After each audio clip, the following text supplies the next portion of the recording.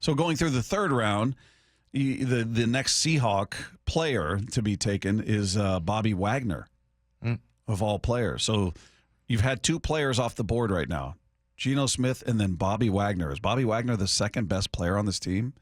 I don't think so. Yeah, I don't know. I mean, he sure had a good year last year. He really did. He goes 87 to the Baltimore Ravens in this draft. Okay.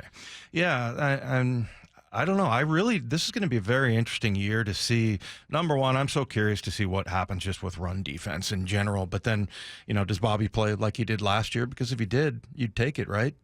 I mean, he had lots of sacks. That last year's version of Bobby looked much more dialed in and aggressive than the previous couple of years with the Seahawks. Yeah. So I don't know if it was just what they were asking him to do. He had something to prove, maybe a combo of both.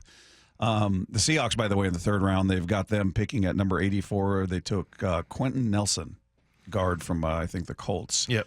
And they say, good player. Said he's had some down performances the past couple of seasons, but he's still a tone setter.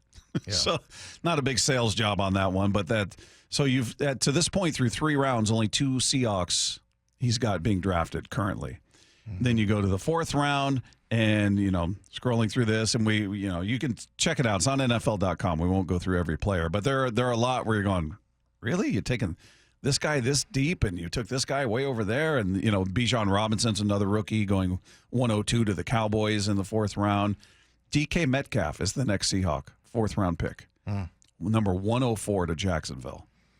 Seems a little low. Yeah, it does, considering he's a superstar here. And then he's four picks later, his counterpart, Tyler Lockett, going 108 to the Miami Dolphins. So your two starting wide receivers are fourth-round picks in this exercise. And then right after that is the Seahawks pick. They take Chris Olave, wide receiver. So of all those, what stands out the most to you? Absolute disrespect. With all due respect to who Bobby has been for this team, I don't think he's the second best player on the team. So it's interesting that he's the next one off the board. There's no Seahawk taken in the second round. There's a Seahawk taken as the very last pick of the first round, and then you get to the third round, and it's Bobby Wagner. Then you get to the fourth round, and it's the two receivers in DK Metcalf, which I feel like they're underselling him there. Yeah. And then you go to the fifth round, and that's where we see Tariq Woolen. So he didn't improve his draft position from where he was originally drafted after he was in the running for Defensive Rookie of the Year and the interceptions and everything he did. He was this huge surprise, ran a 4.26 and all that at the combine, and this guy's got him at pick 154 going to the New York Giants. Isn't that exactly where he was drafted? It's right around there. I know Richard Sherman was 154.